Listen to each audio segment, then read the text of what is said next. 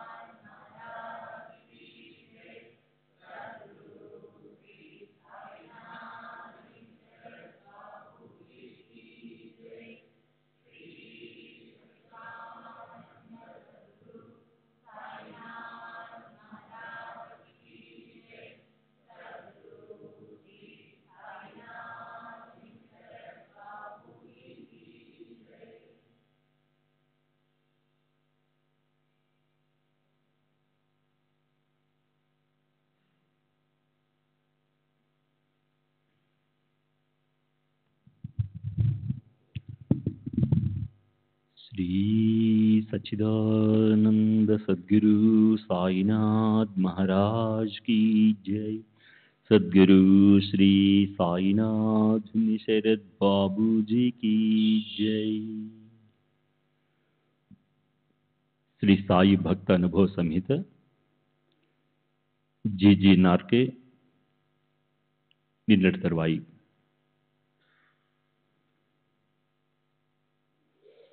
బాబా యొక్క మనోవైఖరి. బాబా ఆనంద పారవస్యంలో ఉన్నప్పుడు నేనే భగవంతుణ్ణి, మై అల్లాహు అని పలికేవారు. ఇందులో సందేహమే లేదు. నేను స్వయంగా విన్నాను కూడా. అయితే అలా ఎప్పుడో ఒకసారి జరిగేది కానీ తరచుగా కాదు. భగవంతుడు ప్రసాదించిన, అంటే ఫకీరు ప్రసాదించిన శక్తుల ద్వారా తమకు అప్పగించిన పనులు నిర్వర్తిస్తూ బాబా ఒక భక్తుని వలె మెలిగేవారు. భగవంతుడే యజమాని, అల్లా మాలిక్. భగవంతుడు మేలు చేస్తాడు, అల్లా బలాకరిగా. భగవంతుడు అనుగ్రహిస్తాడు అని బాబా తరచూ పలుకుతుండేవారు. నేను అల్లా యొక్క బానిసను, నేనెప్పుడూ భగవంతుడిని స్మరిస్తూ ఉంటాను అని కూడా చెప్పేవారు. బాబాకు స్త్రీల పట్ల గల దృక్పథం. బాబా అస్ఖలిత బ్రహ్మచారి. ఈ విషయం వారి నేత్రాలలోని దివ్య తేజస్సును చూస్తే అర్థమవుతుంది. వారు స్త్రీలను దూరంగా ఉంచేవారు. కొద్దిమంది మహిళలను మాత్రమే తమ పాదసేవ చేసుకునేందుకు అనుమతించేవారు. అది పగటిపూటే. బాబా వస్త్రధారణ శరీరాన్ని ప్రదర్శించని రీతిలో గౌరవప్రదంగా ఉండేది. బాబా యొక్క విశిష్ట స్వభావము. బాబా ఎల్లప్పుడూ నిష్పక్షపాతంగా వ్యవహరించేవారు. రాజును పేదను సమదృష్టితో చూసేవారు. ఎందరో ధనవంతులు, పరపతి గల ఉద్యోగులు, అధికారులు వారిని దర్శించడానికి వచ్చేవారు. కానీ బాబా వారికి ఎలాంటి ప్రత్యేకత చూపేవారు కాదు. బాబా తమ దగ్గరికి వచ్చే భక్తుల అంతరంగాలను, నిజతత్వాన్ని చూసేవారే గాని వారి బాహ్యాన్ని చూసేవారు కాదు. ఒకసారి బాబా ఒక పేదవారిని శ్లాఘిస్తూ అతని వద్ద చాలా పైసలు ఉన్నాయని చెప్పడం గమనించాను. అంటే అతను ఎంతో పుణ్యాత్ముడని వారి భావం. కఠిన న్యాయం. బాబా వంటి మహనీయుల గొప్పతనాన్ని వారి చుట్టూ ఉన్న వ్యక్తుల గుణగణాలను బట్టి నిర్ధారించడం సరికాదు. ఉదాహరణకు, బాబా వద్దకు దుండగులు, అత్యాశాపరులు, వేశ్యలు, రకరకాల పాపాలు చేసిన వారు ప్రాపంచిక ప్రయోజనాలను ఆశించి వస్తూ ఉంటారు. వాళ్ళు బాబా సన్నిధిని ఉపయోగపెట్టుకుని ఉన్నతి సాధించలేక వెళ్ళిపోయి నరక కోపంలో పడి బాధపడుతుంటారు. వాళ్ళ కర్మకు వాళ్ళని విడిచిపెట్టేవారు. బాబా న్యాయం కఠినమైనది. గర్భంలో అడ్డం తిరిగితే బిడ్డనైనా సరే కోసి బయటకు తీయవలసిందే అని అంటారు బాబా. భయంకర అంటువ్యాధుల బారిన పడిన వాళ్లతో, ఆ రోగాలకు కారణమైన శక్తులతో కూడా బాబా ఎంతో ధైర్యంగా మెలిగేవారు. ఆ వివరాలు మనకు తెలియవు, కానీ బాబాకు పూర్తిగా తెలుసు. ఆరోగ్యం పట్ల తీసుకోవాల్సిన కనీస జాగ్రత్తలను కూడా లక్ష్య పెట్టగా వ్యాధిగ్రస్తులపై బాబా చూపే ప్రేమ, ఆదరణ భక్తులలో వారిపై సంపూర్ణ విశ్వాసాన్ని కలిగిస్తుంది. నాకు తెలిసిన ఇలాంటి ఒక సంఘటనను వివరిస్తాను. బాబాకు ప్రతిదినం షిరిడిలోని ఒక హల్వా దుకాణదారు నుండి మిఠాయి నైవేద్యంగా పంపబడేది. 1916 సంవత్సరంలో షిరిడిలో ప్లేగు బాగా ప్రబలి ఉంది. ఆ దుకాణదారుడు ప్లేగు బారిన పడి మరణించాడు. ఆ సమయంలో బాబా నన్ను ఆ దుకాణానికి వెళ్ళి మిఠాయి తీసుకురమ్మని అడిగారు. విలపిస్తున్న ఆ దుకాణదారుని భార్య దగ్గరికి వెళ్ళి బాబా ఆదేశాన్ని తెలియజేశాను. తన భర్త శవాన్ని చూపుతూ, తీసుకోదలిస్తే అల్మరా నుండి మిఠాయి తీసుకోవచ్చని ఆమె చెప్పింది. దానివలన నేను, మిగిలిన వారు ప్లేగు బారిన పడతామేమోనని భయంతో వణిగిపోతూనే మిఠాయి తీసుకొచ్చాను. దానిని నైవేద్యంగా పెట్టి అందరికీ పంచాము. బాబా నాతో, నీవు షిరిడిలో ఉంటే మరణిస్తావని, షిరిడి విడిచి వెళ్తే సురక్షితంగా ఉంటావని అనుకుంటున్నావా? కానీ అలా జరగదు. మరణించవలసిన వారే మరణిస్తారు, రక్షింపబడవలసిన వారు రక్షింపబడతారు అన్నారు. షిరిడిలో కలరా వ్యాధి వ్యాపించి ఉన్నప్పుడు కూడా బాబా నాకు ఇలాగే ధైర్యం చెప్పారు. కుష్ఠరోగులు బాబా పాదాలు మర్దన చేసేవారు. వాళ్ళలో ఒక అతనికి వ్యాధి నయమై ఆరోగ్యవంతులయ్యాడు. బాబా ఒక కుష్ఠరోగిని దుని నుండి ఊది తీసి భక్తులకు పంచమనేవారు. కుష్ఠరోగితోనే వ్యాధిగ్రస్తుల నోట్లో ఊది వేయించేవారు. అయినప్పటికీ నాకు తెలిసినంత వరకు ఎవ్వరికీ ఏ ఆపద సంభవించలేదు. శ్రీ సచ్చిదానంద సద్గురు సాయినాథ్ మహారాజ్ కీ జై. సద్గురు శ్రీ సాయినాథ్ శరద్ బాబూజీ కీ జై.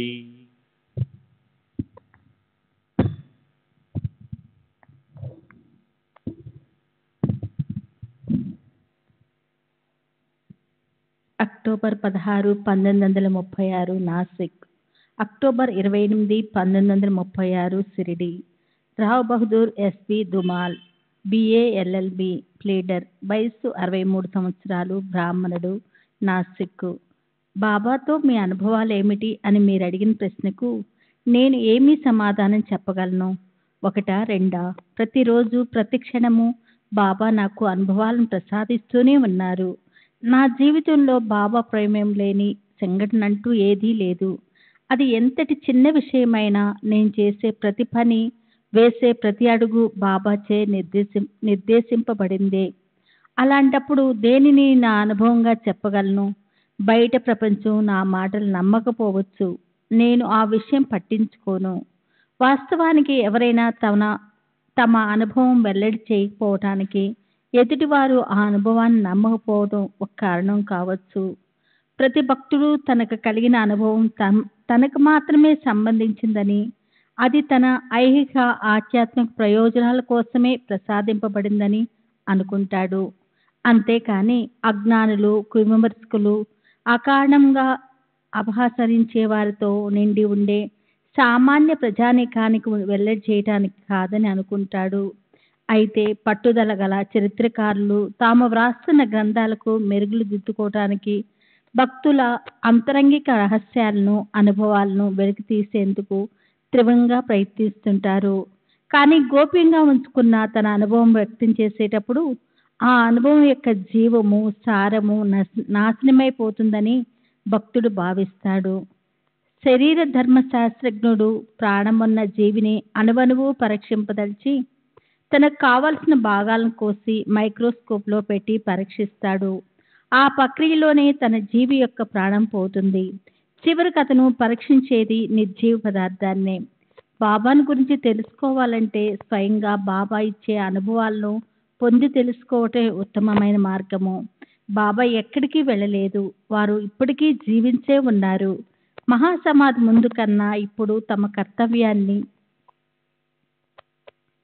మరింత ముమ్మరంగా నిర్వహిస్తున్నారు. శ్రద్ధ గల వారికి ఈనాటికి వారి సన్నిధి అనుభవ వైద్యము. కానీ అలా శ్రద్ధను పెంపొందించుకోకుండా ఇతరుల అనుభవాలను తెలుసుకోవాలని ప్రయత్నించినప్పుడు ఒక వ్యక్తి నుండి మరొక వ్యక్తికి అనుభవాలు చేరే క్రమంలో వాటిలోని భావ ప్రకటన అస్పష్టమవుతుంది. శక్తి తరిగిపోయి బలహీనం అవుతుంది. స్వభాషలో వ్యక్తం చేసిన అనుభవాలకు ప్రాముఖ్యత శక్తి ఉంటాయి. నేను చెప్పిన అనుభవాలను మీరు ఆంగ్లంలోనికి అనువదించి పాఠకులకు అందిస్తారు. ఇలా భాషాంతరీకరణము చేసే ప్రక్రియలో మూలభావానికి లేదా అనుభవానికి జరిగే నష్టం తీవ్రంగానే ఉంటుంది. ఏది ఏమైనా మీరు బాబాను గురించి కొన్ని వాస్తవాలు అడుగుతున్నారు కాబట్టి నేను యథార్థమని దృఢంగా చెప్పగలిగిన నా అనుభవాలను కొన్నిటిని వివరిస్తాను. నేను మొదట అంటే 1903లో శ్రీ గజానన్ మహారాజు యొక్క భక్తుడును. ఆయన్ను శ్రీమాన్ గోపాలరావు బూటి దగ్గరికి తీసుకెళ్లాను. సుమారు 1907లో నేను ప్రథమంగా బాబాను దర్శించాను. ఆ ప్రథమ దర్శనంలోని వారి అసాధారణమైన వ్యక్తిత్వము నన్ను అమితంగా ఆకర్షించింది. బూటీను బాబా తీసుకెళ్లాను. అలా తీసుకెళ్లడం బాబా ప్రేరణగానే భావిస్తున్నాను. అతను కూడా బాబా భక్తుడయ్యాడు. అతడు నిర్మించిన భవంతిలోని బాబా భౌతిక దేహం సమాధి చేయబడింది. అది ఈనాడు సమాధి మందిరంగా రూపొంది ఎందరో భక్తులు బాబాను పూజించుకోవడానికి అవకాశం ఏర్పడింది. అతను బాబాకు చేసిన సేవల్లో అది చిరస్మరణీయమైంది. హలో మ్యాన్ వ్రాసిన meaning value of my storm అనే గ్రంథంలో ఇలా వివరించారు. మనస్సును ప్రభావితం చేయటంలో భాష వాక్య సరళి కన్నా శక్తివంతమైన సాధన మరొకటి లేదు. 10లో 8 సందర్భాల్లో ఏదైనా విషయం పాఠకునికి బుద్ధి సంస్కారానికి సుపరిచితమైన భాషా శైలిలో వ్యక్తీకరించినప్పుడు సూటిగా మనసులో నాటుకుంటుంది. అదే విషయం పనిచేయలేని పరిభాషలో చెప్పినప్పుడు కృత్రిమంగాను అస్పష్టంగాను ఉంటుంది. శ్రీ సచ్చిదానంద సద్గురు సాయినాథ్ మహారాజ్ కి జై. శరత్ బాబూజీకి జై. బాబాతో నా అనుభవాలు ఇవి అని చెప్పడానికి సాధ్యం కాదు. ఎందుకంటే నా జీవితంలోని ప్రతి చర్య ప్రతి సంఘటన బాబాచే మలచబడింది. బాబా తత్వాన్ని నాలాంటి భక్తులకు వారు చేసిన ఇంకా చేస్తున్న సహాయాన్ని తెలియజేసే బాబా చర్యలను ప్రబోధాన్ని మీతో పంచుకుంటాను. ఒకసారి బాబా నాతో నిన్ను అడుగడుగున కాపాడుతున్నాను, లేకుంటే నీకేమయ్యేదో ఆ భగవంతునికే ఎరుక అన్నారు. అది అతిశయోక్తి కాదు. మరోసారి మేమిద్దరమే ఉన్నప్పుడు బాబా, బావు నాకు రాత్రంతా నిద్ర పట్టలేదు. బాబా నన్ను బావు అని పిలిచేవారు. నేను ఎందుకు బాబా? బాబా రాత్రంతా నీ గురించే ఆలోచిస్తూ ఉన్నాను. వారి మాటలు విన్నంతనే నాలో ఆశ్చర్యము, ఆనందము, కృతజ్ఞత, ప్రేమ, అభిమానము ముప్పిరుగొని ఆనంద బాష్పాలుగా పెళ్ళిబీకాయి. వారికి నాపై ఎంత ప్రేమ ఉందో, నా కోసం ఎంత శ్రమ తీసుకున్నారో. నేను ఎప్పుడు బాబా గురించి ఆలోచిస్తున్నట్లే వారు కూడా నా గురించి ఆలోచించేవారు. కానీ నా ఆలోచన ప్రేమతో నిండి ఉన్నప్పటికీ అది శక్తి లేనిది, వారికి నిజమైన సేవ చేసుకోలేనిది. బాబా నాపై చూపే ప్రేమలో అతీతమైన శక్తి ఉండి అడుగడుగునా నన్ను కాపాడుతూ ఉండేది. వారు త్రికాలాగ్నులు కాబట్టి నేను చేసే ప్రతి పని, వేసే ప్రతి అడుగు సరి అయినదో కాదో తెలుసుకొని సరి అయిన మార్గంలో నడిపించేవారు. నన్ను సర్వదా జాగరూకతతో గమనిస్తూ రాబోయే ప్రమాదాల నుండి కాపాడి నాకు మంచి జరిగేటట్లు చూసేవారు. ఈ విషయాన్ని రుజువు చేసేందుకు ఎన్నో నిదర్శనాలు ఉన్నాయి. నేను పొందుతున్న మేలు ఏదైనా అది బాబా ప్రసాదించినదే. దీనిని ఇతరులు నమ్మకపోవచ్చు, కానీ బాబా నాకు సహాయపడిన కొన్ని సందర్భాలు ఎంత స్పష్టమైనవంటే సరి అయిన దృక్పథం గల జిజ్ఞాసువులు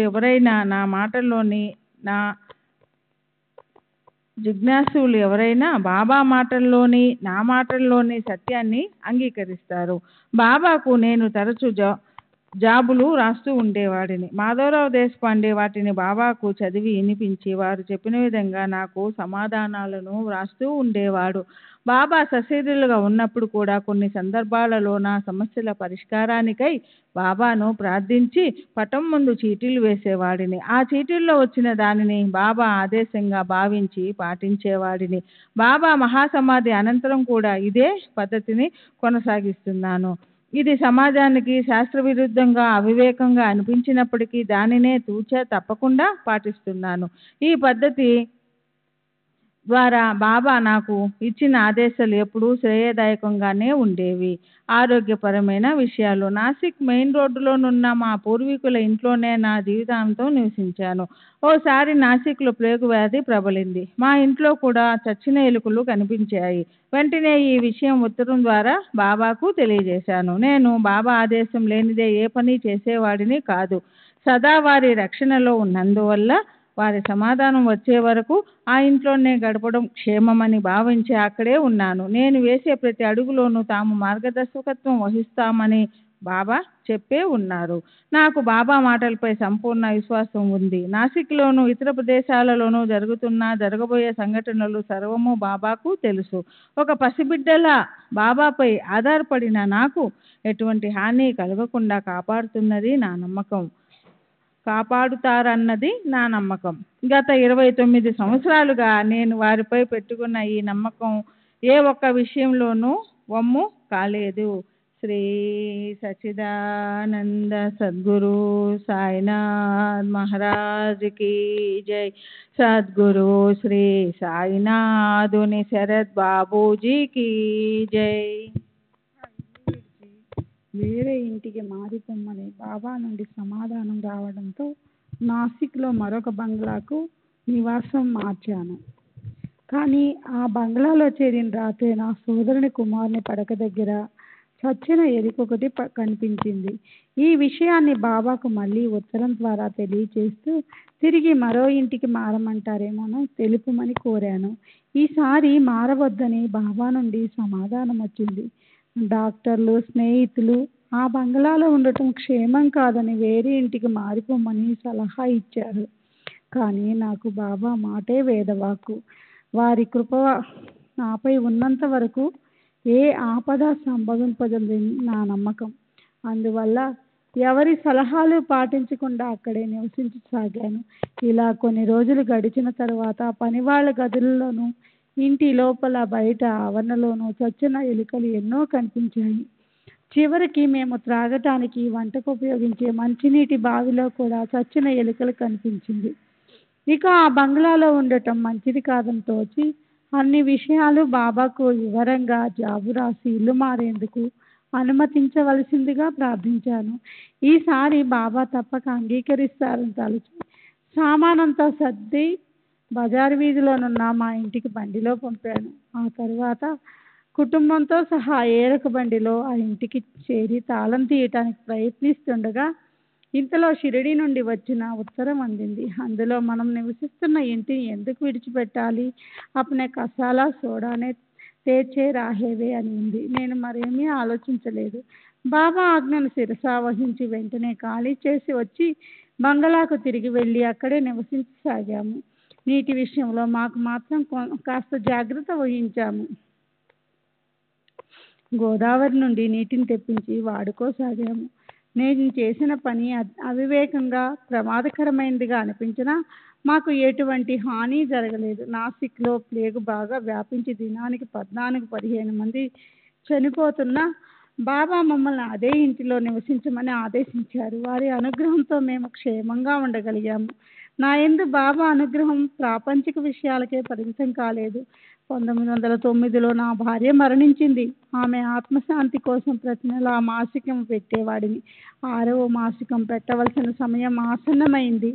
అప్పుడు బాబా, ఈసారి మాసికం షిరిడీలో పెట్టు, నీ భార్యకు సద్గతి ప్రసాదిస్తాను అన్నారు. వారి మాట ప్రకారమే 6వ మాసికం షిరిడీలో పెట్టాను. బాబా 15 రూపాయల దక్షిణ అడిగారు. నేను సమర్పించాను. బాబా మాటలపై నాకు అచంచల విశ్వాసం ఉంది. వారి మాటలు అక్షర సత్యాలని అనేక రుజువులు దొరికినందువల్ల ఆయన పట్ల నా విశ్వాసం ఎంతో దృఢపడింది. అది నేను రుజువుపరచలేని విషయాల పట్ల కూడా నమ్మకం ఏర్పడటానికి దోహదం చేసింది. అందువల్ల బాబా అనుగ్రహంతో నా భార్య సద్గతి పొందింది అని నేను సంపూర్ణంగా నమ్ముతున్నాను. అప్పటికి 1909. నా వయసు 36 సంవత్సరాలు. ఆరోగ్యంగా ఉన్నాను. పేరున్న న్యాయవాదిని.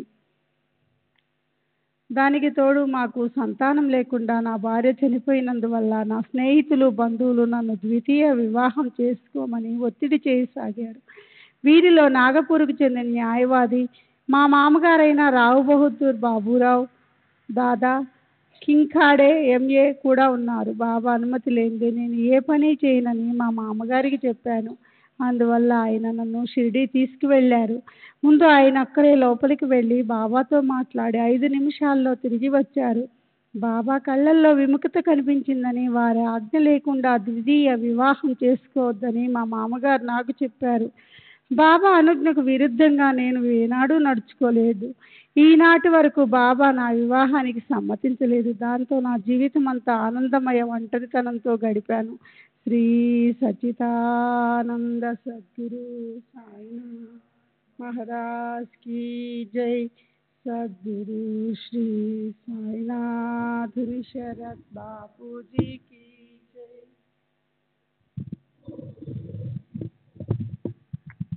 నేను ప్రాపంచిక జీవితంలో సాధించిన విజయాలు ఎనలేనివి. వృత్తిపరంగా నా విజయ పరంపరలు మొకటాయమానమైనవి. నేను ఆర్థికంగా ఎంతో ఎదిగాను. దానికి నేను చెల్లిస్తున్న ఆదాయపు పన్నే నిదర్శనం. ఇదంతా బాబా అనుగ్రహంతోనే సాధ్యమైంది. ఇన్ని విజయాలు సాధించినప్పటికీ వారు నన్ను ప్రాపంచిక బంధాల నుండి దూరంగా ఉండేట్లు చేశారు. బాబా నాకు విజయవంతమైన ఐహిక జీవితం ప్రసాదించిన తర్వాత పారమార్థిక విషయాల వైపు నా దృష్టిని మరలించారు. వారి చర్యలు నిగూఢాలు, అనూహ్యాలు. నా ప్రాపంచిక, పారమార్థిక విషయాల పట్ల చింత లేకుండా చేసి వారి చెంత శరణాగతి పొందడానికి వారి ఆదేశం అందిన వెనువెంటనే అన్నీ వదిలి వెళ్లేందుకు నన్ను సమాయత్తపరిచారు. బాబా అనుమతితో నేను ప్రజోపయోగ కార్యాలు చేపట్టాను. వీటన్నింటిలో బాబా యొక్క అద్భుత సహాయం కనిపిస్తుంది. కొన్ని సంఘటనలు నమ్మశక్యం కానివిగా ఉన్నందువల్ల వాటిని మీకు చెప్పడానికి సందేహించాను. కానీ నేను ఇతరుల నమ్మకాలను, అపనమ్మకాలను పట్టించుకోను. మీరు వాస్తవాలు చెప్పమన్నారు కాబట్టి నా అనుభవాలను జరిగినవి జరిగినట్లుగా చెబుతున్నాను. నా న్యాయవాద వృత్తిలో బాబా సహాయపడిన సంఘటనలను ఉదహరించిన తర్వాత ప్రజోపయోగ కార్యక్రమాల్లోనూ వారు నాకు ఎలా తోడ్పడ్డారో వివరిస్తాను. సుమారు 20-25 సంవత్సరాలకు పూర్వం షిరిడీ నుండి ఒక క్రిమినల్ కేసు వచ్చింది. చాలా గ్రామాల్లో మాదిరిగానే షిరిడీలో కూడా పార్టీ తగాదాలు, ముఠా కక్షలు ఉండేవి. ఒక మార్వాడీ స్త్రీపై దౌర్జన్యం చేసి ఆమె గౌరవానికి భంగం కలిగించారన్న నేరారోపణపై బాబా సేవకుడైన రఘుని మరో 5గురిని అరెస్టు చేశారు. ఆ నేరాన్ని ప్రత్యక్షంగా చూసిన సాక్షులు చాలామంది ఉన్నట్లు చూపించారు. న్యాయమూర్తి వాళ్ళకి 6 నెలల కారాగార శిక్ష విధించాడు. తాత్యాకోతే పాటలకు వీళ్లపై ప్రత్యేకమైన అభిమానం, జాలి ఉన్నాయి. వాళ్ళని ఎలాగైనా విడుదల చేయించాలని తలచి న్యాయమూర్తి ఇచ్చిన తీర్పు ప్రతులను తీసుకొని అప్పుడు షిరిడీలో ఉన్న ప్రముఖ న్యాయవాదులైన దీక్షిత్ కాపర్డే మరియు మెజిస్ట్రేట్గా రిటైర్ అయిన హెచ్వి సాటే తదితరుల వద్దకు వెళ్ళాడు. వారందరూ ఆ ప్రతులను చదివి తీర్పు చాలా బలంగా ఉందని, అప్పీల్ చేసిన ప్రయోజనం స్వల్పమేనని చెప్పారు. తాత్యా బాబాను ఆశ్రయించాడు. బాబా భావు దగ్గరికి పేపర్లు తీసుకుపో అని ఆదేశించడంతో తీర్పు ప్రతులతో తాత్యా నాసిక్ వచ్చి నన్ను కలిశాడు. వాటిని చదివి నాకు నిరాశ కలిగింది. అప్పీల్ చేసిన కేసు గెలిచే అవకాశం కొంచెం కూడా కనబడలేదు. అందువల్ల దీనిని బొంబాయికి కానీ అహ్మద్నగర్లో ఉన్న ప్రముఖ న్యాయవాదుల దగ్గరికి కానీ తీసుకువెళ్తే మంచిదని తాత్యాకు సూచించాను. కానీ తాత్య నాకు బాబా ఆదేశాన్ని గుర్తు చేయడంతో ఇక ఆ విషయంలో నా బాధ్యత కానీ నాకు మరో మార్గం కానీ ఏమీ లేదని అర్థమైంది. నేను మారు మాట్లాడకుండా కేసును పరిశీలించి అప్పీల్ పిటిషన్ రాసి డిస్ట్రిక్ట్ మెజిస్ట్రేట్ ఇంటికి వెళ్ళాను. ఆయన అదేమీ చదవకుండా విషయం ఏమిటో తెలుపమని అడిగారు. కేసు విషయం క్లుప్తంగా వివరించాను. ఆయన అంతా విని, నిందితులపై కేసు చాలా బలంగా ఉన్నట్లు కనిపిస్తుంది, దీనిపై మీ అభిప్రాయం ఏమిటి అని అడిగారు. అసలు ఆ కేసు, అంతమంది సాక్ష్యాలు, వీటన్నిటికీ ముఖ్య కారణం గ్రామంలోని ముఠా తగాదాలని, వాటి వల్లే నేరం ఆరోపించబడిందని చెప్పాను. నువ్వు అలాగే అనుకుంటున్నావా అని మెజిస్ట్రేట్ అడిగారు. అనుకోవడం కాదు, అలాగే జరిగిందని నేను ప్రగాఢంగా నమ్ముతున్నట్లు జవాబు చెప్పాను. మెజిస్ట్రేట్ ఇంకేమీ ఆలోచించలేదు. నేను వ్రాసి తెచ్చిన అప్పీల్ పిటిషన్పై వాస్తవాలను ప్రస్తావిస్తూ తీర్పు రాశారు. నిందితులను విడుదల చేస్తున్నట్లు చెప్పారు. ఆ తర్వాత మెజిస్ట్రేటు, మీ షిరిడి సాయిబాబా ఎలాంటి వారు? వారు హిందువా, ముస్లిమా? వారు మీకేమి బోధిస్తారు అని అడిగారు. సాయిబాబా హిందువు కాదు, ముస్లిము కాదు, ఈ రెండిటికి అతీతులు అని జవాబిచ్చాను. వారు బోధించింది ఏమిటో నేను వివరించలేనని, స్వయంగా వారిని దర్శించి తెలుసుకోవాలని చెప్పాను. వీలు చూసుకుని సాయిబాబాను దర్శిస్తానని మెజిస్ట్రేట్ నాకు మాట ఇచ్చారు. వాస్తవానికి ఆ తర్వాత వేసవిలో ఒక రోజున ఆయన బాబాను దర్శించాలని షిరిడీ బయలుదేరి ఎండ తీవ్రంగా ఉండడంతో కోపర్గాన్ నుండి వెనుదిరిగారు. కేసు పూర్వాపరాలు, క్రింది కోర్టు తీర్పు పరిశీలించకుండా, పోలీసులకు, పబ్లిక్ ప్రాసిక్యూటర్కు నోటీసులు ఇవ్వకుండా ముద్దాయిలను విడుదల చేయాలన్న ఆయన నిర్ణయం, ఆ వెనువెంటనే బాబాను గురించి అడగడం, ఇదంతా బాబా మహిమ వల్లనే జరిగిందనడానికి నిదర్శనం. ఆ విషయాన్ని ఈ క్రింది సంఘటన బలపరుస్తుంది. శ్రీ సచ్చిదానంద సద్గురు సాయినాథ్ మహారాజ్ కీ జై. సద్గురు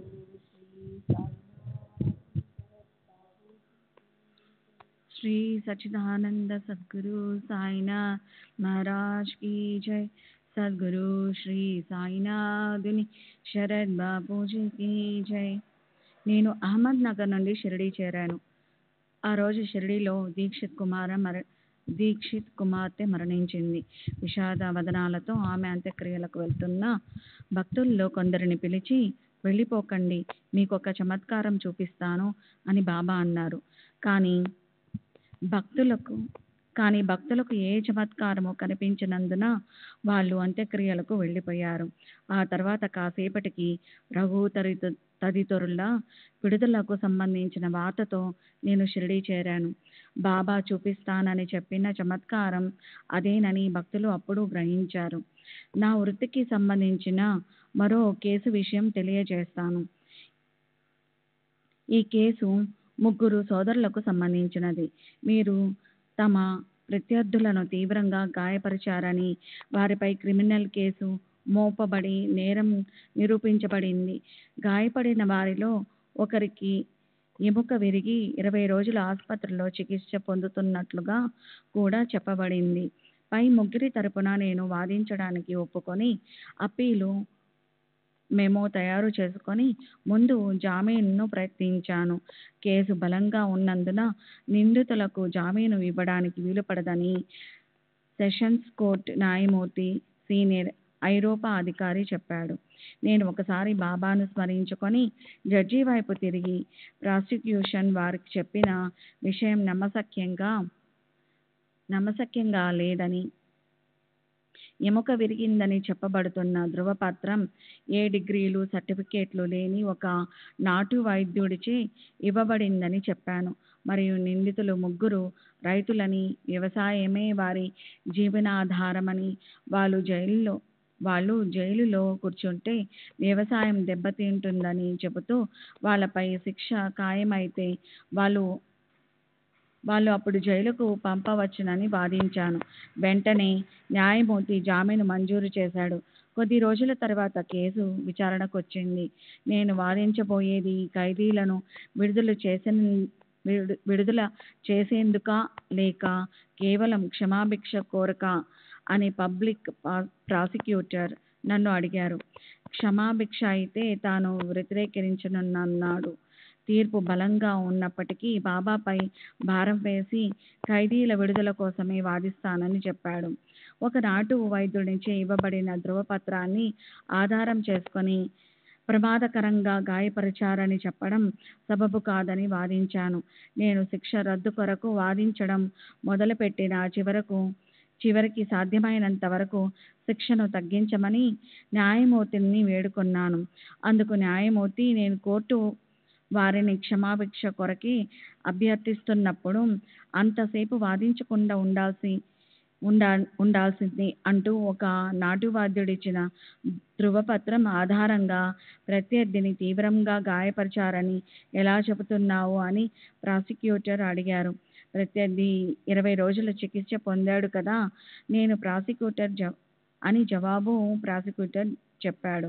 అప్పుడు న్యాయమూర్తి, నీ వాదన 3వ తరగతి మ్యాజిస్ట్రేట్ ముందు పెట్టదగినది.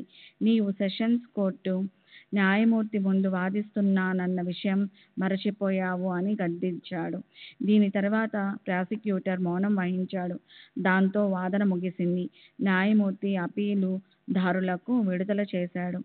శ్రీ సచ్చిదానంద సద్గురు సాయినాథ్ మహారాజ్ కీ జై. సద్గురు శ్రీ సాయినాథ్ శరత్ బాబూజీ కీ జై. నా ప్రజా సంబంధిత కార్యక్రమాల గురించి మొదట చెప్పవలసిందేమంటే, నేను నాసిక్ జిల్లా లోకల్ బోర్డు అనధికార అధ్యక్షునిగా ప్రభుత్వంచే నియమించబడ్డాను. ఆ పదవిని నేను 1/11/1917 నుండి 13/5/1925 వరకు నిర్వహించాను. ఆ పదవిలో ఉన్నప్పుడు వేల కొలది సంతకాలు స్వయంగా సంతకంతో తయారు చేయబడిన స్టాంపు ఉపయోగించకుండా పెట్టవలసి వచ్చేది. దీనికి రోజులో చాలా సమయం కేటాయించవలసి వచ్చేది. దీని ఫలితంగా నా న్యాయవాద వృత్తికి సమయం దొరకక అది బాగా కుంటుపడింది. నేను కట్టే ఆదాయపు పన్ను ₹260 నుండి 0కు పడిపోయిందంటే నా సంపాదన ఎంత తరిగిపోయిందో తెలుసుకోవచ్చు. కానీ నా ఈ త్యాగానికి గుర్తింపుగా 1927లో నాకు రావ్ బహదూర్ అనే బిరుదు ప్రదానం చేయబడింది. అది ఏమంతా పెద్ద గుర్తింపు కాకపోయినా దానికి తగిన ప్రాధాన్యత దానికున్నది కదా. బాబాపై భారం వేసి నా పని నేను నిర్వహించుకుంటూ పోయాను. ప్రతిరోజు జవాను ఆఫీస్ పేపర్లను తెచ్చి నా టేబుల్పై ఉంచేవాడు. ఒక్కొక్క పేపర్పై నేను సంతకం పెడుతుంటే జవాను ఆ సంతకాన్ని బ్లాటింగ్ పేపర్తో అద్ది పక్కన పెడుతుండాలి. ఇలా పేపర్లన్నిటిపై సంతకాలు పెట్టడానికి చాలా సమయం పట్టేది. ఒకరోజు నేను సంతకాలు పెట్టడానికి ఉపక్రమించాను. ఇంతలో నాకు బాగా తెలిసిన, నేను గౌరవించే ఒక వ్యక్తి నన్ను కలవడానికి వచ్చాడు. సంతకాల పని మరుసటి ఉదయానికి వాయిదా వేసి అతనితో అర్ధరాత్రి వరకు మాట్లాడుతూ గడిపాను. తరువాత జవానును భోజనానికి పంపి నేను నిద్రపోయాను. మరునాటి ఉదయం ఊరు వెళ్లాల్సిన పని ఉండి పేపర్లపై సంతకాలు పెట్టకుండా ఆఫీసుకు పంపాను. తిరిగి రాత్రికి కానీ రాలేకపోయాను. యథావిధిగా సంతకాలు చేసేందుకు కూర్చున్నప్పుడు ఆ రోజు తాలూకా పేపర్లు మాత్రమే కనిపించాయి. ముందు రోజు సంతకాలు చేయని పేపర్లను తెప్పించి చూస్తే వాటన్నిటిపై నా సంతకాలున్నాయి. ఆశ్చర్యం! నేను చెయ్యకుండానే వేల పేపర్లపై నా సంతకం ఉండడం ఎలా సాధ్యమైంది? ఇది బాబా యొక్క మానవాతీత శక్తి వల్లే సంభవమైందని నేను గ్రహించాను. అలాగే బాబా చేసిన మరొక అద్భుత చర్య గురించి తప్పక చెప్పాలి. డిస్ట్రిక్ట్ లోకల్ బోర్డు అధ్యక్షునిగా ప్రాథమిక పాఠశాలలన్నీ నా ఆధీనంలోనే ఉండేవి. ఒకసారి నెల మొదటి వారంలో దీపావళి సెలవులు వచ్చాయి. టీచర్లందరికీ సెలవులకు ముందే జీతాలు చెల్లిస్తే బాగుంటుందని మహమ్మదీయుడనైన విద్యాశాఖ అధికారి అభిప్రాయపడ్డాడు. మొదట నేను ఆ విషయం పెద్దగా పట్టించుకోలేదు. 2-3 రోజుల తర్వాత అతను అదే విషయం తిరిగి నాకు గుర్తు చేశాడు. నాకు అలా చేస్తే బాగుంటుందనిపించి అకౌంట్స్ ఆఫీసర్ను సంప్రదించాను. ప్రభుత్వం నుండి డబ్బు మంజూరు కాలేదని, అలాంటప్పుడు చెక్కు పంపడం అభ్యంతరకరమని అతను చెప్పాడు. అందువల్ల నేను ఏమీ చేయలేకపోయాను. శ్రీ సచ్చిదానంద సద్గురు సాయినాథ్ మహారాజ్ की जय। सद्गुरु श्री साईनाथ शरद बाबू जी की जय। श्री सच्चिदानंद सद्गुरु साईनाथ महाराज की जय। सद्गुरु साईनाथ शरद बाबू जी की जय। మరలా విద్యాశాఖ అధికారి ఆ విషయాన్ని నా ముందుంచడంతో నేను అతని అభిప్రాయంతో ఏకీభవించి బాబా అనుమతి కోరదలిచాను. 2 చీటీలు వ్రాసి బాబా పటం ముందుంచి ఒక దానిని తీయించాను. జీతాలు చెల్లించమనే చీటీ వచ్చింది. నేను వెంటనే చెక్కు రాయించి బ్యాంకుకి పంపి డబ్బు తెప్పించి టీచర్లందరికీ జీతాలు ఇచ్చాము. దీపావళి పర్వదినానికి ముందు జీతాలు ఇచ్చినందుకు అందరూ సంతోషించారు.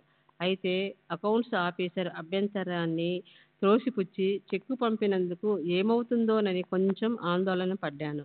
కానీ బాబా దయ వలన ఏమీ కాలేదు. ఆ తర్వాత చాలా కాలానికి జరిగిన ఆడిట్లో ఈ విషయంపై అభ్యంతరం లేవనెత్తారు. దానికి భవిష్యత్తులో అలా జరగకుండా ఉండేందుకు గుర్తుంచుకోవడమైనది అని నేను జవాబు వ్రాసి పంపాను. అది అంతటితో సమసిపోయింది.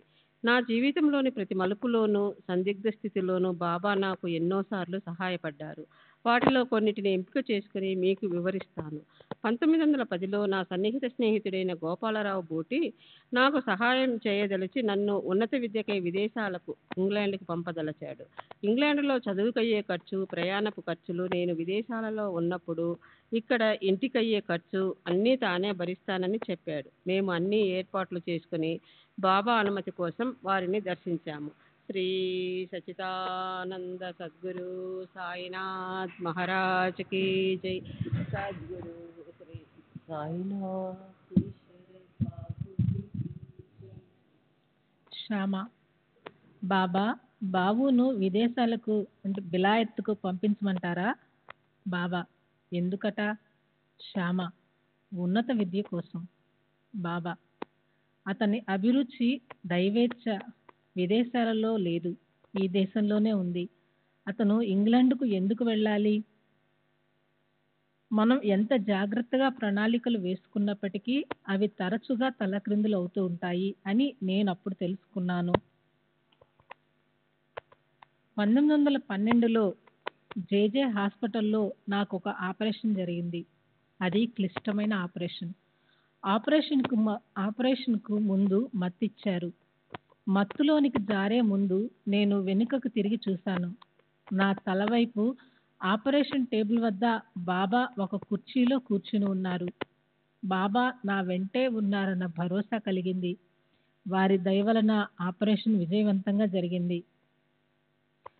1915లో నన్ను నాసిక్లో పబ్లిక్ ప్రాసిక్యూటర్ ఉద్యోగంలో చేరమని ప్రభుత్వం ఆహ్వానం పంపింది. నేను 2 రోజులు గడువు అడిగి బాబాను ఉత్తరం ద్వారా సంప్రదించాను. నీవు చేస్తున్న పనే మంచిది, కొత్త దానిని అంగీకరించవద్దు అని బాబా నుండి వెంటనే సమాధానం వచ్చింది. వారి ఆదేశం మేరకు పబ్లిక్ ప్రాసిక్యూటర్ ఉద్యోగాన్ని నిరాకరించాను. 1918లో బాబా మహాసమాధికి కొద్ది రోజుల ముందు షిరిడి, పూనా మరికొన్ని ప్రాంతాలలో ప్రమాదకరమైన విషజ్వరాలు విజృంభించాయి. పూనాలో ఉన్న నా అన్న భార్యకు ఈ జ్వరం సోకి ప్రమాదకర పరిస్థితి ఏర్పడిందని నాకు తంతి ద్వారా తెలియచేశారు. వెంటనే నేను అవసరానికి 80 రూపాయలు తీసుకొని మా అన్న దగ్గరికి బయలుదేరాను. నాసిక్ నుండి పూనా వెళ్లే దారిలోనే షిరిడి ఉంది కాబట్టి అక్కడ ఆగి బాబాను దర్శించి రోగికి ఊది ఆశీస్సులు తీసుకుని వెళదామని తలచాను. వెళ్ళిన రోజే బాబా పలుమార్లు నన్ను దక్షిణ అడిగి నా దగ్గర ఉన్న 80 రూపాయలు తీసేసుకున్నారు. ఇది నాకు అంత మంచి శకునంగా అనిపించలేదు. ఇక నా పూనా ప్రయాణం వలన ఎటువంటి ప్రయోజనం ఉండదనిపించింది. అయినా నేను పూనా వెళ్లేందుకు అనుమతించమని బాబాను కోరాను. వారు ప్రాచ్య టీవీతో రేపు చూద్దాం అన్నారు. అలా అంటూ 3 రోజులు నన్ను షిరిడీలోనే ఉంచారు. అంతలో మా వదిన చనిపోయినట్లు టెలిగ్రామ్ వచ్చింది. అప్పుడు నేను పూనా వెళ్లేందుకు బాబా అనుమతించారు. మా వదిన చనిపోతుందని, నేను అక్కడికి వెళ్ళినా ఫలితం ఏమీ ఉండదని సర్వజ్ఞులైన బాబాకు ముందే తెలుసు. అందుకే నన్ను షిరిడీలోనే ఆపేశారు. బాబా నిర్ణయానికి గల కారణాలను నేను తెలుసుకోలేను, కానీ ఏ విషయంలోనైనా సరే వారే నిర్ణయం తీసుకోగల సమర్థులు. అందుకే ఎప్పటిలాగే వారిదే తుది నిర్ణయంగా భావించి ఆగిపోయాను. ఈ సంఘటన బాబా మహాసమాధికి కొద్ది రోజుల ముందు జరిగింది. అలా నన్ను షిరిడీలోనే ఉంచి తాము భౌతిక దేహంతో ఉన్న చివరి రోజులలో వారితో గడిపే మహద్భాగ్యాన్ని నాకు ప్రసాదించారు. శ్రీ సచ్చిదానంద సద్గురు సాయినాథ్ మహారాజ్ కీ జై. శ్రీ సనాతన బాపూజీ కీ జై.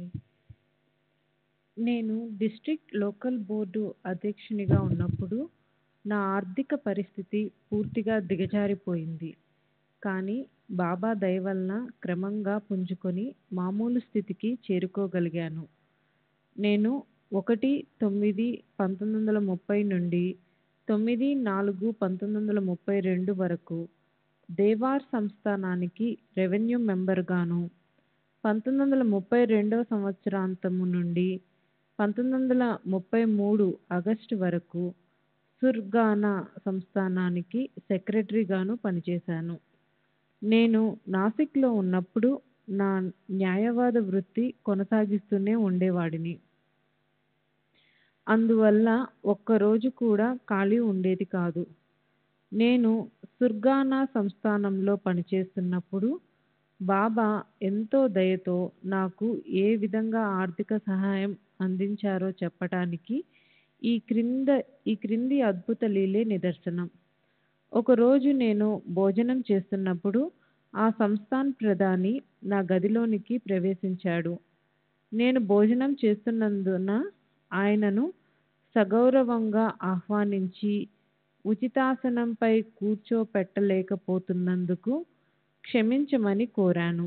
కానీ ఆయన నేరుగా ప్రక్కనే ఉన్న గదిలోనికి వెళ్ళి అక్కడ గోడకు తగిలించి ఉన్న బాబా పటాన్ని కొంతసేపు తదేకంగా చూసి తిరిగి నా గదికి వచ్చి, మీ జీతం 50 రూపాయలు పెంచుతున్నాను అని చెప్పి వెళ్ళిపోయాడు. నా జీతాన్ని పెంచమని నేను అస్సలు అడగలేదు. ఉద్యోగంలో చేరిన 15 రోజులకే నా ప్రయత్నం ఏమీ లేకుండా నా జీతం పెరగటం బాబా అనుగ్రహమే. బాబా మనపై చూపుతున్న ప్రేమ తల్లి తన బిడ్డపై చూపేటటువంటిదని అర్థమైంది. మౌలి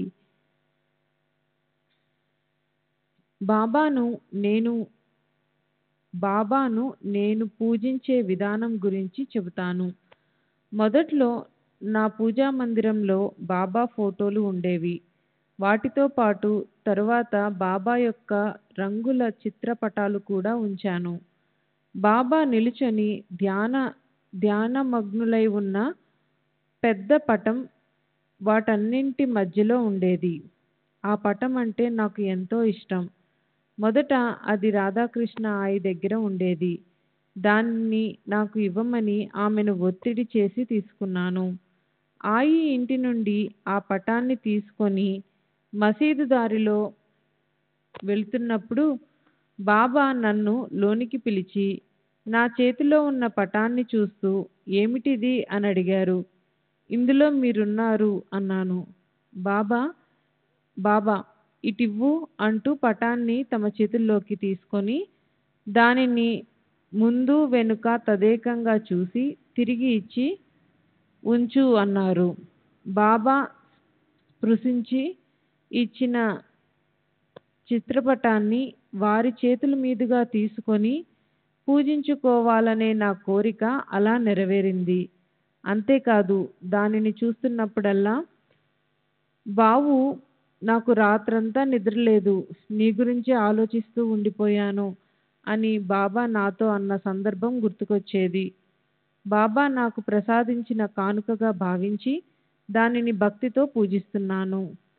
శ్రీ సచ్చిదానంద సద్గురు సాయినాథ్ మహారాజ్ కీ జై.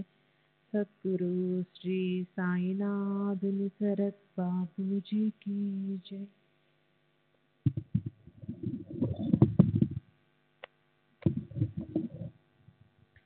ఈ ఫోటోలన్నింటినీ నేను ఎక్కడికి వెళితే అక్కడికి నా వెంటే తీసుకుని వెళ్ళేవాడిని. నేను దేవార్ సంస్థానంలో పనిచేస్తున్నప్పుడు నాసిక్, దేవారుల మధ్య ఎన్నోసార్లు ప్రయాణించవలసి వచ్చేది. ప్రతిసారి ఫోటోలను నా వెంట తీసుకువెళుతుండడం చూసిన దేవార్లోని మా వంటవాడు ఒకసారి కొన్ని ఫోటోలను ఇక్కడే ఉంచవచ్చు కదా అన్నాడు. అదే ప్రశ్న తరువాత నాసిక్లోని నా సోదరుని కుమారుడు కూడా అడగడంతో అప్పుడు నేను ఆ విషయంగా బాబా నిర్ణయం ఏమిటో తెలుసుకోవాలని తలిచి బాబా పటం ముందు చీటీలను వేసేవాడిని. అలా చేసిన ప్రతిసారి ఫోటోలన్నీ తీసుకువెళ్ళమనే సమాధానం వచ్చేది. నేను పవిత్రంగా భద్రపరుచుకోవడానికి బాబా నాకు కొన్ని వస్తువులు ప్రసాదించారు. ఒకసారి నన్ను ₹2 దక్షిణ అడిగి తీసుకుని వాటిని తిరిగి నాకే ఇచ్చి, వీటిని భద్రంగా దాచుకో, ఎవరికీ ఇవ్వవద్దు, ఖర్చు పెట్టవద్దు అన్నారు. ఇంకొకసారి అలాగే మరి ₹2 ఇచ్చి పై విధంగానే ఆదేశించారు. ఒకసారి నేను బూటీ కలిసి బాబాను దర్శించాము. బాబా బూటీని ₹20 దక్షిణ అడిగారు. అతను సమర్పించాడు. కానీ ఆ మొత్తాన్ని బాబా నాకు ఇచ్చివేశారు. ఇంకొకసారి బూటీ నేను కలిసి బాబాను దర్శించినప్పుడు బాబా బూటీని ₹30 దక్షిణ అడిగారు. అతను సమర్పించాడు. బాబా ఆ ₹30 తమ దోసిలిలోనికి తీసుకుని దోసిలి మూసి క్రిందికి పైకి ఆడించి వాటిని తమ 2 గుప్పెళ్లలోకి తీసుకుని ఒక గుప్పెడు నాకు, మరో గుప్పెడు బూటీకి ఇచ్చారు. మేము వాడాకి వెళ్ళి వాటిని లెక్కేస్తే సరిగ్గా చెరి ₹15 ఆశ్చర్యపోయాము. ఇవే కాకుండా వివిధ సందర్భాలలో బాబా నాకు మరో ₹30 ఇచ్చారు. అలా బాబా నాకు ఇచ్చిన మొత్తం ₹69 అయింది. వీటిని బాబా నాపై చూపిన ప్రేమకు జ్ఞాపికలుగా మాత్రమే కాక నాకు అదృష్టాన్ని తెచ్చిపెట్టే దివ్యమైన నాణాలుగా భావించి చాలా జాగ్రత్తగా దాచుకున్నాను. నిజమైన ప్రేమికుల మధ్య ఇచ్చిపుచ్చుకోవడాలు సహజం. బాబాకు నాపై గల ప్రేమే నా నుండి దక్షిణ అడిగేట్లు చేసింది. నేను కూడా ఆనందంగా దక్షిణ సమర్పించేవాడిని. బాబా స్వీకరించే దక్షిణల వెనుక నిగూఢమైన మర్మం ఉండేదని ఆ తరువాత జరిగే సంఘటనల వల్ల వెల్లడయ్యేది. ఒక్కొక్కసారి భక్తుల దగ్గరున్న డబ్బు మొత్తం చివరి పైసాతో సహా దక్షిణ తీసేసుకునేవారు. అలా నాకు తరచుగా జరిగేది. అటువంటి సమయాలలో నేను ఎలాంటి బాధ, విచారం లేకుండా వారు అడిగినప్పుడల్లా సంతోషంగా దక్షిణ సమర్పించేవాడిని.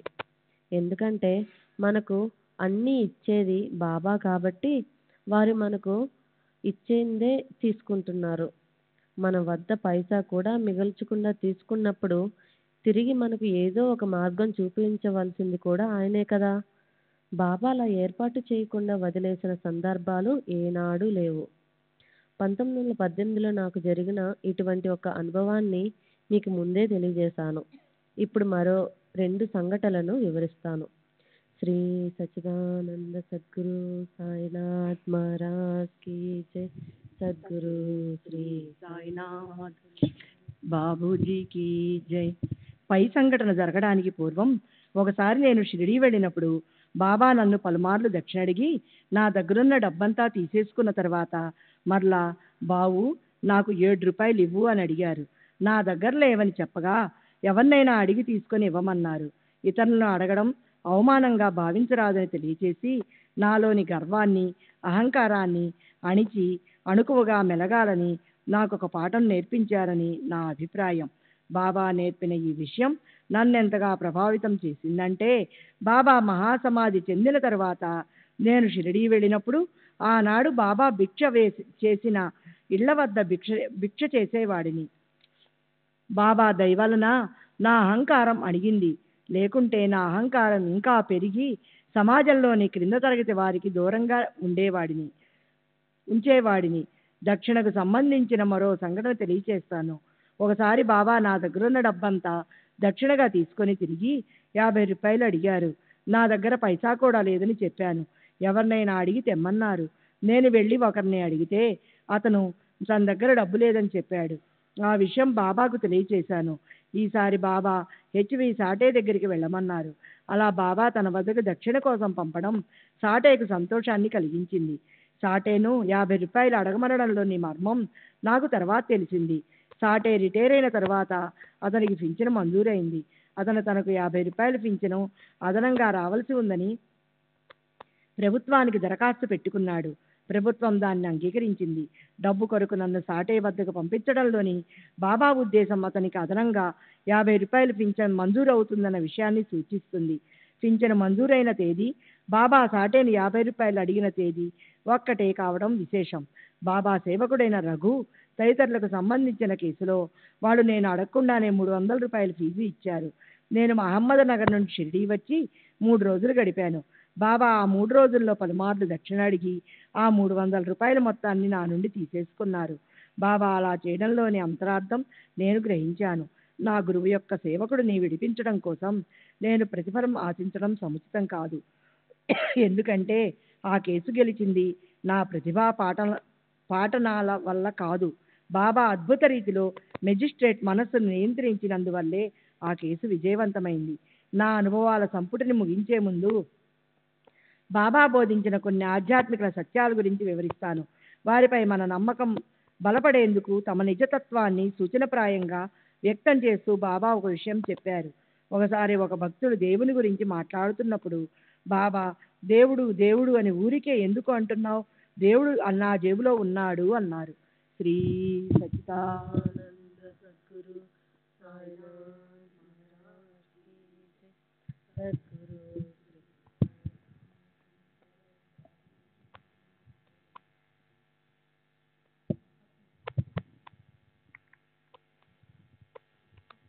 ఒక్కొక్కసారి బాబా స్వయంగా వంట చేసి బీదలకు, ఆకలిగొన్న వారికి వడ్డించేవారు. ఇది వారి ప్రేమను, దాతృత్వాన్ని తెలియజేస్తుంది. అలా ఒకరోజు మసీదు ఆవరణలో వారు పొయ్యిని వెలిగించి దానిపై పెద్ద పాత్ర పెట్టి వంట చేస్తున్నారు. ఇంతలో మాంసాహారం అంటే ఇష్టపడే ఒక ఫకీరు వచ్చి అందులో కొంత మాంసం వేశాడు. బాబా తయారు చేస్తున్న స్వచ్ఛమైన శాకాహార వంటకం మాంసాహారాన్ని ఇష్టపడే వారి ప్రత్యేక విందుగా మారిపోవడం చూసి అసహ్యంతో బాలాసాహెబ్ మీరీకర్, బాబా, మన కడుపు నింపుకోవడం కోసం ఇతర జీవులను ఎందుకు హింసించడం అని అడిగాడు. అప్పుడు బాబా, చంపేవాడే రక్షిస్తాడు, రక్షించేవాడే చంపుతాడు. జో మారీల్ తోచ్ తారీల్, జో తారీల్ తోచ్ మారీల్ అన్నారు. ఈ మాటలు సృష్టి, స్థితి, లయకారకుడు భగవంతుడే అని చెబుతున్నాయి. అంతేగాక బాబా వంటి మహాత్ముల సన్నిధిలో మరణించిన లేక చంపబడ్డ జీవులకు సద్గతి ప్రాప్తిస్తుందనే నిగూఢ భావం ఇమిడి ఉంది. నా ఈ అనుభవాల వివరణను ముగించే ముందు హరి సీతారాం దీక్షిత్ నాకు స్వయంగా వివరించిన 2 అపూర్వ సంఘటనల గురించి చెబుతాను. దీక్షిత్ ఆర్థిక పరిస్థితి సరిగా లేనప్పుడు ఒక బాకీదారునకు 30,000 రూపాయలు చెల్లించవలసి వచ్చింది. అప్పు తీర్చడానికి గడువు 4 రోజులే ఉంది. ఎలా తీర్చాలో, ఏం చేయాలో తోచక దీక్షిత్ మదనపడసాగాడు. అదే రోజు అతని కలలో బాకీదారుడు కనిపించి అప్పు విషయం హెచ్చరించాడు. దీక్షిత్ అతనితో, నీవేమీ భయపడనవసరం లేదు, నాకు చమన్లాల్ మొదలైన మార్వాడీలందరూ తెలుసు, వారిని అడిగి డబ్బు తెచ్చి గడువు లోపల తప్పక నీ బాకీ తీరుస్తాను అని చెప్పాడు. తర్వాత దీక్షిత్ మేలుకొని కల్లో తాను సంభాషించిన దానిని గుర్తు చేసుకుని బాధపడ్డాడు. తన దైవమైన సాయిబాబా తనకు అండగా ఉండగా అవసరమైన సమయంలో అక్కరకు రాని సామాన్య మానవుల సహాయం పొందాలనుకోవడం తెలివి తక్కువతనమని తలచి పశ్చాత్తాపం చెంది వెంటనే బాబా పటం ముందు కూర్చొని తాను చేసిన తప్పును మన్నించమని కన్నీరు కారుస్తూ ఆర్తిగా ప్రార్థించాడు. బాబా ఒక్కరే తమ భక్తులను కష్ట సమయంలో ఆదుకుంటారని నమ్మి తన బరువు బాధ్యతలన్నీ బాబాపై వేసి నిశ్చింతగా గడపసాగాడు. కానీ అప్పు తీర్చవలసిన గడువు తేదీ దగ్గర పడినా కూడా డబ్బు అందే అవకాశం ఏదీ కనబడలేదు. సరిగా ఆ ముందు రోజు దీక్షిత్ ఆఫీసులో ఉండగా అతని సన్నిహిత స్నేహితుని కుమారుడు అతని దగ్గరకు వచ్చాడు. తన వద్ద 30,000 రూపాయలున్నాయని, ఆ మొత్తాన్ని దేనిలో పెట్టుబడి పెడితే బాగుంటుందో తెలుపమని అడిగాడు. దీక్షిత్ పెట్టుబడులు, వాటి సాధక బాధకాల గురించి వివరించాడు. ఒకవేళ ఆ డబ్బును తన దగ్గర మదుపు చేసే ఆలోచన కనుక ఉంటే తనను చివరగా పరిగణలోకి తీసుకోమని, అతని తండ్రితో ఉన్న సాన్నిహిత్యాన్ని ఆధారంగా చేసుకుని లాభపడాలనే ఉద్దేశం తనకు ఏమాత్రం లేదని చెప్పాడు. ఇంకా ప్రస్తుతం తన ఆర్థిక పరిస్థితి దృష్ట్యా ఆ డబ్బును గడువు లోపల బహుశా తిరిగి చెల్లించలేకపోవచ్చునని కూడా నిస్సంకోచంగా చెప్పాడు. ఇదంతా విని ఆ వ్యక్తి ఏమాత్రం భయపడకపోగా అంత నిజాయితీగా ఉన్న విషయాలు ఉన్నట్లుగా చెప్పడం వల్లే దీక్షిత్కు ఆ డబ్బు ఇవ్వాలని నిర్ణయించుకున్నానని చెప్పాడు. పితృ సమానులకు కష్ట సమయంలో సహాయం చేయకపోవడం భావ్యం కాదన్న భావంతో ఆ డబ్బు దీక్షిత్ స్వీకరించవలసిందే అని పట్టుబట్టాడు. ఆ డబ్బు తీసుకుని దీక్షిత్ గడువులోగా అప్పు తీర్చగలిగాడు. తమను సంపూర్ణంగా నమ్మిన వారిని బాబా తప్పక ఆదుకుంటారనే దానికి ఇదొక ఉదాహరణ. బాబా తమ భక్తులకు సహాయపడే కార్యంలో భాగంగా ఎంతో మంది ఆలోచనలలో, సంకల్పాలలో మార్పు తేగలరని, వేలాది రూపాయలను తమ భక్తుల కొరకు సమకూర్చి పెట్టగల సమర్థులని ఈ లీల ద్వారా నిరూపించారు. దీక్షిత్ తమ్ముడు సదాశివ్ BA LLB చదివి న్యాయవాది వృత్తిని చేపట్టాడు. శ్రీ సచిదానంద సద్గురు సాయినాథ్ మహారాజ్ కీ జై. సద్గురు శ్రీ సాయినాథుని శరత్ బాబూజీ కీ జై.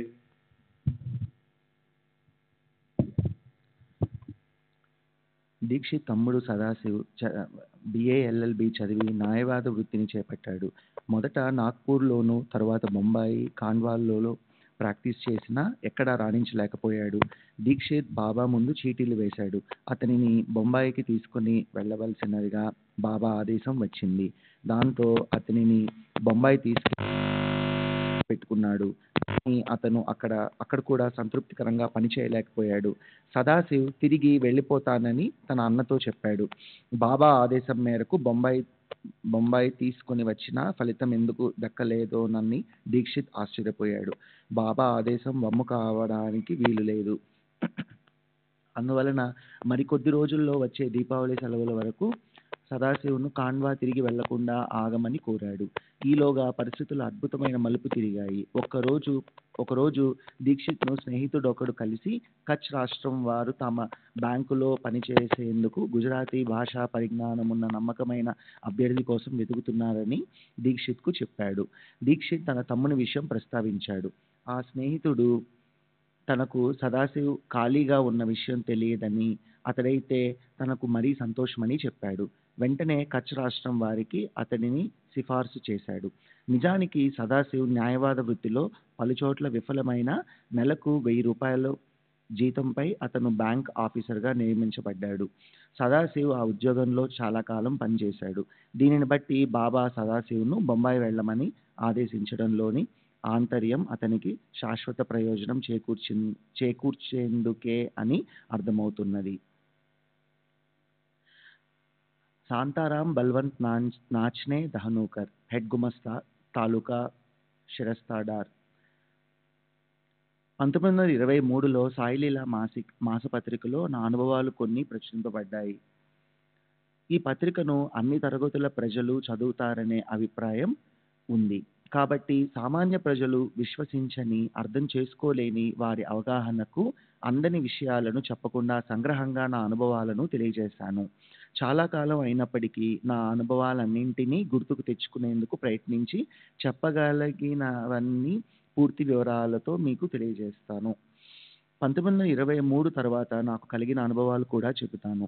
1909లో జరిగిన కొన్ని సంఘటనలకు శ్రీ సాయిబాబాకు సంబంధం ఉన్నట్లుగా అప్పట్లో అనిపించలేదు.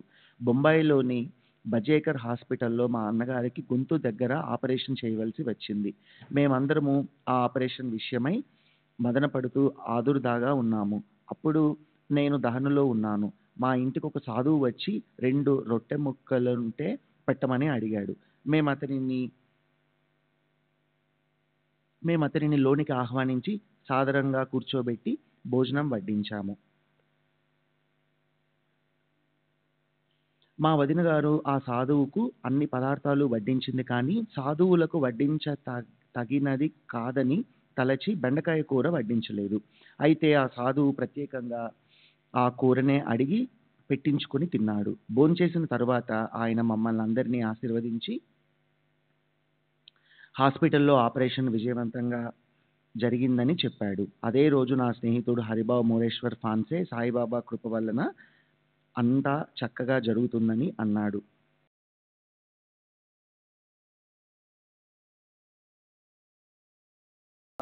की जय सद्गुरु श्री साईनाथुनि शरद बाबूजी की जय।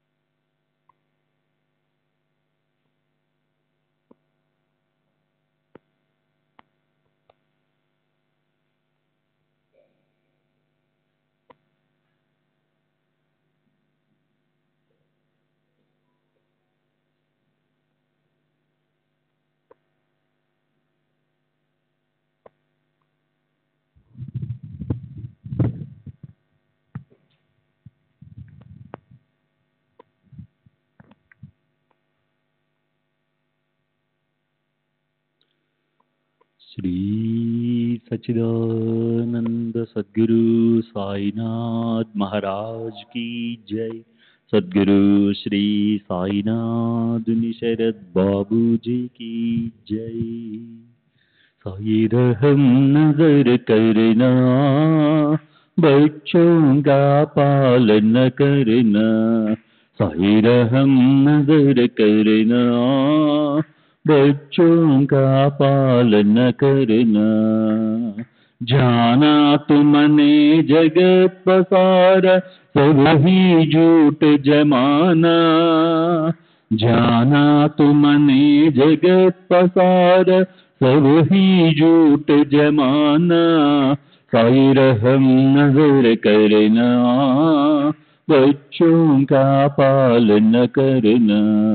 साई रहम नजर करना, बच्चों का पालन करना। मैं अंधा हूँ बंदा आपका, मुझसे पद दिखलाना। मैं अंधा हूँ बंदा आपका, मुझसे पद दिखलाना। साई रहम नजर करना, बच्चों का पालन करना। साई रहम नजर करना, बच्चों का पालन करना। दासगण कहे अब क्या बोलूं, थक गई मेरी रसना। दासगण कहे अब क्या बोलूं, थक गई मेरी रसना। साई रहम नजर करना, बच्चों का पालन करना। साई रहम नजर करना, बच्चों का पालन करना। रहमो नजर करो अब मोरे साई, तुम बिना नहीं मुझे माँ बाप बाई। रहमो नजर करो मैं आंधा हूँ बंदा तुम्हारा। मैं आंधा हूँ बंधा तुम्हारा मैं ना जानू, मैं ना जानू, मैं ना जानू।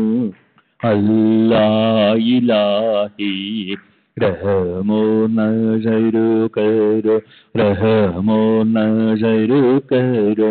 अब मोरे साई तुम्हारी न नहीं मुझे माँ बाप बाई।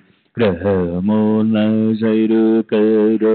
काली जमाना मैंने गमाया, काली जमाना मैंने गमाया।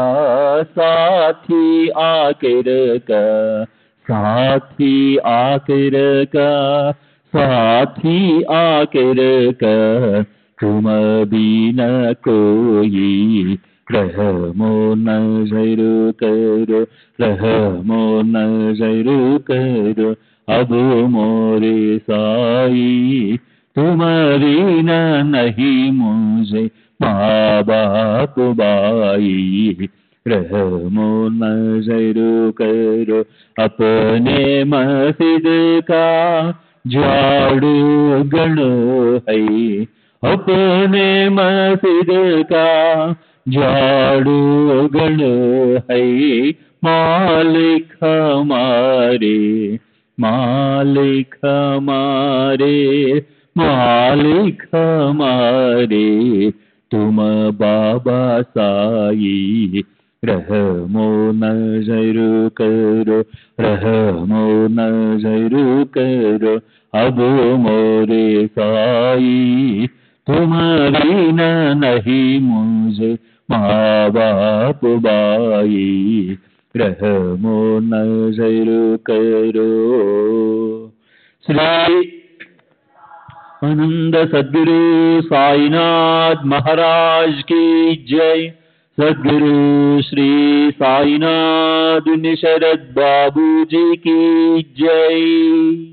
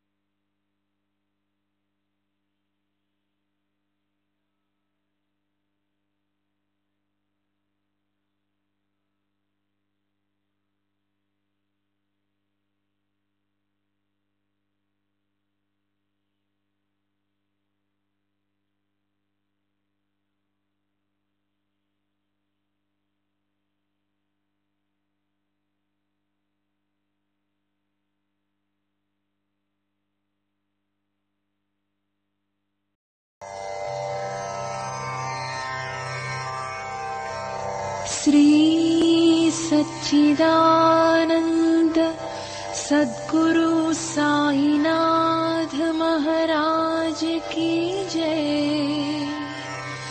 सद्गुरु श्री साईनाथुनि